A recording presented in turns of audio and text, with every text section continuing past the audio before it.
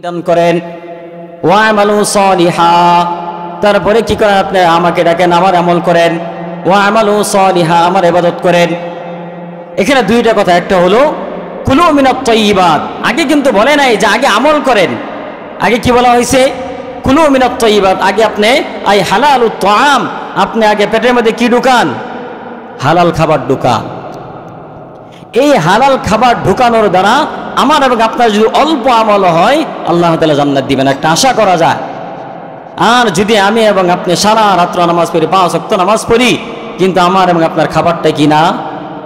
হালাল না, এই আমলের কোনো লাভ নাই। ওয়া'মালু সালিহা, আমরা আগে আমল করি, তারপরে কি করি? আমরা আগে হারাম খাই, তারপর আমল করি। আমরা আগে হারাম খাই, তারপর আমল করি। এই হারাম খাবার দ্বারা আর পরে আমল করার দ্বারা কিয়ামত পর্যন্ত যদি আমি এবং আপনি সিজদা করি, কিয়ামত পর্যন্ত যদি তাহাজ্জুদ পড়ি, কিয়ামত পর্যন্ত যদি জিকির আজকার করি, আল্লাহ তাআলা আমার এবং আপনার একটা ডাকও শুনবেন না। নাউজুবিল্লাহ, একটা ডাকও শুনবেন না।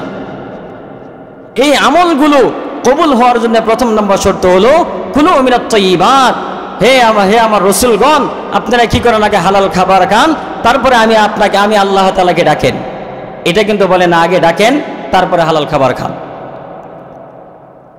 আল্লাহ পাক মহান রব্বুল আলামিন আরেক আয়াতের মধ্যে বলেন, ইয়া আইয়ুহান নাসু কুলু মিম্মা ফিল আরদি হালালান তাইয়্যিবা, ইয়া আইয়ুহান নাসু কুলু মিম্মা ফিল আরদি হালালান তাইয়্যিবা। ও দুনিয়ার মানুষ, আমি তোমাদের জন্য দুনিয়ার জমিনের মধ্যে যা পাঠিয়েছি, হালালান তাইয়্যিবা, হালাল খাবার খাও, পবিত্র খাবার খাও। কুলু মিনাত তাইয়্যিবাত ওয়া'মালু সালিহা ইন্নী বিমা তা'মালুনা আলিম। ইয়া আইয়ুহান নাসু কুলু মিম্মা ফিল আরদি হালালান তাইয়্যিবা ওয়া লা তাত্তাবিউ খুতুওয়াতিশ শাইতান, তোমরা শয়তানের পথ অনুসরণ করো না। ইন্নাহু লাকুম আদুউম মুবিন, কেননা শয়তান হলো তোমাদের প্রকাশ্য শত্রু। এখন আমরা ওই শয়তানের অনুসরণ করি। ওয়ালা তাত্তাবিউ খুতুওয়াতিশ শাইতান, আল্লাহ তাআলা নিষেধ করে দিয়েছেন তোমরা শয়তানের অনুসরণ করিও না। কারণ কি জানো? শয়তান তোমাদের প্রকাশ্য শত্রু। এখন অবস্থা এমন হয়ে গেছে, শয়তানের কাজ মানুষের ঘাড়ে চাপাই দেয়া শয়তান উদা হয়ে গেছে। এখন আর শয়তান লাগে না, শয়তানের কাজ মানুষ করে দেয়। ইয়া আইয়ুহান নাস কুলু মিম্মা ফিল আরদি হালালান তাইয়্যিবা, আমি দুনিয়ার জমিনের মধ্যে তোমাদের জন্য যেই খাবারগুলো হালাল করেছি, পবিত্র বানিয়েছি, এই খাবারগুলো তোমরা খাও। ওয়ালা তাত্তাবিউ খুতুওয়াতিশ শাইতান, শয়তানের পদাঙ্ক অনুসরণ করো না। ইন্নাহু লাকুম আদুউম মুবিন, কেননা শয়তান হলো তোমাদের প্রকাশ্য শত্রু। এর বিপরীতে আল্লাহ রাসূল সাল্লাল্লাহু আলাইহি ওয়াসাল্লাম হাদিসের মধ্যে বলেন, তলাবু কাসবিল হালালি ফারিযাতুন ফাদাল ফারিযা।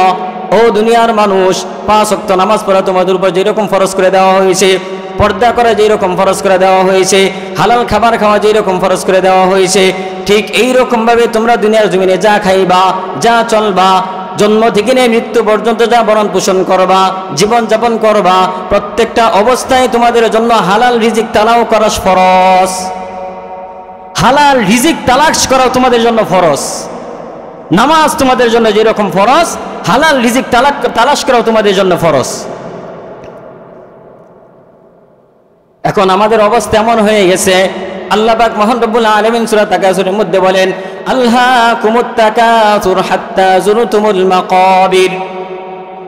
আলহাকুমুত তাকাসুর, প্রাচুর্যের লোভ তোমাদেরকে গাফেল করে দিয়েছে, গাফেল বানিয়ে দিয়েছে। হাত্তা যুরতুমুল মাকাবির, এমনকি তোমরা কবর পর্যন্ত পৌঁছে যাও। প্রাচুর্যের লোভ, দুনিয়ার সম্পদ তোমাদেরকে, দুনিয়ার মোহ তোমাদেরকে গাফেল করে দিয়েছে।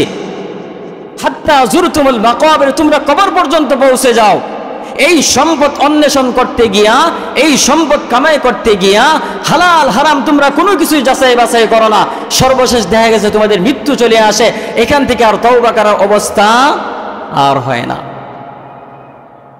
ওয়া ইন্নাহু লিহুব্বিল খায়রি লাশাদীদ, দুনিয়ার মোহে তোমরা পরিপূর্ণ, দুনিয়ার আসক্ত হয়ে পড়েছো তোমরা, দুনিয়া তোমরা এমনভাবে আসক্ত হয়ে পড়েছ, আমার সম্পদ দরকার, আমার সম্পদ দরকার।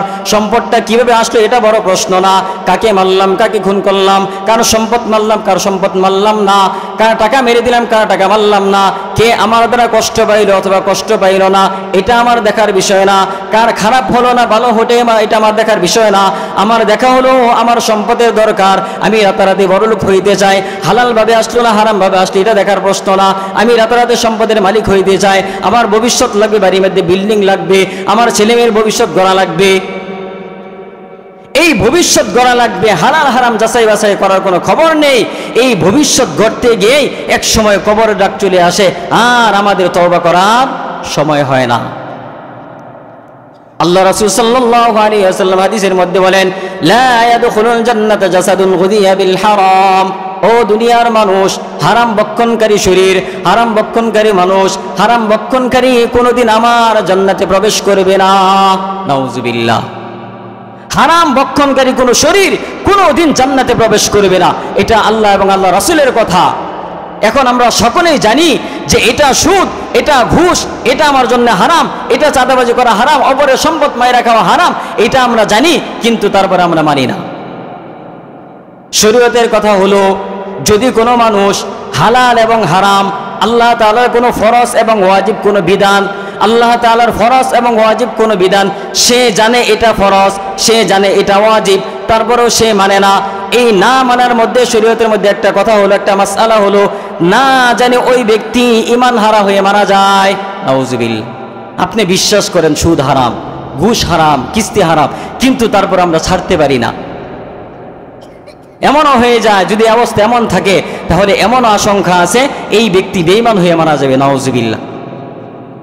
এখন মানুষ দুনিয়ার দিকে তাকায় দেখেন, ওয়ামাল হায়াতুদ দুনিয়া ইল্লা মাতাউল গুরুর, ওয়ামাল হায়াতুদ দুনিয়া ইল্লা মাতাউল গুরুর। এই দুনিয়ার চাকচিক্য, এই দুনিয়ার মোহ, এগুলো শুধু তোমাদের জন্য ধোঁকা আর ধোঁকা, ধোঁকার বাহিরে কোনো কিছুই না। কিন্তু তারপরে আমাদের দুনিয়া চাই, দুনিয়া চাই, দুনিয়াই চাই। দুনিয়াটা কিভাবে আসলো এটা বড় কথা না। আরে ভাই, দুনিয়া আপনি কামান, দুনিয়া কামানো তো আল্লাহ তাআলা নিষেধ করেন নাই, আপনি হালালভাবে কামান, কিন্তু কারো ঘাড়ের উপর পাড়া দিয়ে আপনি উপরে উঠেন না। আপনি একজনের ঘাড়ের মধ্যে পাড়া দিলেন, তাকে মাটির নিচে ডাবায় দিয়া আপনি উপরে উঠলেন, এইভাবে তো আল্লাহ তাআলা উপরে উঠে কথা বলেন নাই। আল্লাহ তাআলা বলছে তুমি সম্পদ বাড়াও। ওয়ান মালিহি ফিমা আবলা ওয়ান ওয়ামালিহি মিন আইনা ইকতাসাবাহু ওয়া ফি আনফাকাহু। আল্লাহ রাসূল সাল্লাল্লাহু আলাইহি ওয়াসাল্লাম হাদিসের মধ্যে বলেন, ওয়ামালিহি মিন আইনা ইকতাসাবাহু, তুমি কিভাবে সম্পদ অর্জন করলা আর কোথায় ব্যয় করলা, আর তুমি সম্পদ কোথায় থেকে অর্জন করলা, কোথায় ব্যয় করলা, এই হিসাবটা না দেওয়ার আগ পর্যন্ত আমি এবং আপনি এক কদম সামনে আগাইতে পারবো না। ওয়ামালিহি মিন আইনা ইকতাসাবাহু। ও দুনিয়ার মানুষ, তোমরা যে দুনিয়ার মধ্যে সম্পদ অর্জন করলা, সম্পদ বানাইলা, বিল্ডিং বানাইলা, কোটি কোটি টাকার মালিক হইলা, এই সম্পদটা কিভাবে অর্জন করলা, ফিমা আনফাকাহু, এবং এই সম্পদটা তুমি কিভাবে খরচ করলা। এই প্রশ্নের উত্তর না দেওয়া পর্যন্ত একটা মানুষ এক কদম সামনে আগাইতে পারবে না। এই হিসাব দিবা, তারপরে তুমি সামনে যাইবা, এর আগে না। ও দুনিয়ার মানুষ, একটা ঘটনা, এক যুবক মদিনার মধ্যে যায় হজ করার জন্য।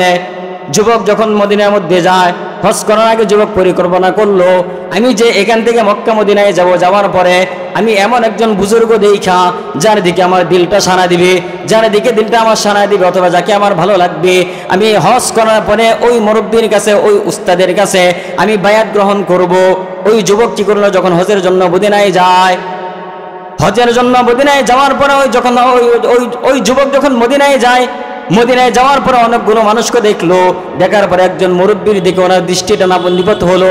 দৃষ্টিটা ওখানে যাওয়ার পরে ওই মুরব্বীর দিকে তার দিলটা সাড়া দিল যে আমি তাওয়াফ করার পরে, আমি হজ পরিপূর্ণ করার পরে এই মুরব্বীর কাছে আমি বায়াত গ্রহণ করব, ওনাকে আমার পিসাব বানাইবো, অথবা ওনাকে আমি আমার মুরব্বী বানাইবো। এই চিন্তা ফিকির করে ওনার সাথে কথাবার্তা বললো। কথাবার্তা বলার পরে ওই মুরব্বী এবং এই যুবক যখন তাওয়াফ করতে যায়, তাওয়াফ করার পরে ওই মুরব্বী বলে, আল্লাহুম্মা লাব্বাইক লা শারীকা লাকা লাব্বাইক ইন্নাল হামদা ওয়ান নি'মাতা লাকা ওয়াল মুলক লা শারীকা লাকা লাব্বাইক যখন এই আওয়াজ দেয় তখন ওই আসমান থেকে আল্লাহ তাআলা বলেন লা লা লা, তোমার আওয়াজ তো আমার পর্যন্ত পৌঁছে না। এই আওয়াজ তো ওই মুরব্বী পায় না। ওই মুরব্বী না পাওয়ার কারণে ওই যুবক যে পিছনে ছিল, ওই যুবক পিছনে থাকার পরে ওই যুবক গাইবি থেকে আওয়াজটা পায়।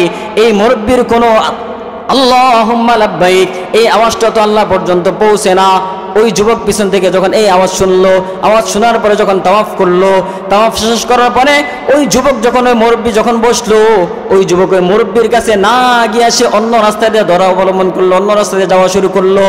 যাওয়া শুরু করার পর ওই মুরব্বী পিছন থেকে ডাক দিল, ও যুবক, তুমি তো হজ করার আগে তুমি আমাকে বললা তুমি আমার কাছে বায়াত হইবা, এখন তুমি কেন বায়াত হও না?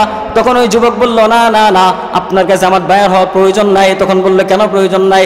তখন বলল, এই ঘটনা এই হলো, আমি গাইবি থেকে আওয়াজ শুনলাম। তখন ওই মুরব্বী চোখের পানি ছেড়ে দেয়। ছেড়ে দেওয়ার পরে বলে, ও যুবক, তুমি শোনো তাহলে, তুমি তো আমার দিলের কথা জানলা, আমার দিলের কথা আজ পর্যন্ত পৃথিবীর কেউ জানে না, তুমি প্রকাশ পাইলা। সেটা হলো, ও যুবক, এই মক্কা মদিনার মধ্যে আমি আজ থেকে নিয়ে 40 বছর পর্যন্ত এখানেই পড়ে আছি। আজ থেকে নিয়ে 40 বছর পর্যন্ত আমি এখানেই পড়ে আছি, আমি আর অন্য কোথাও যাই না। তখন ওই যুবক বলল, হ্যাঁ হ্যাঁ, এটা তো আমি বুঝতে পারছি। তখন বলল, এটা কেন হইল? ওই যুবককে যখন বললো, যুবক যখন প্রশ্ন করলো, ও মুরব্বী, ও আমার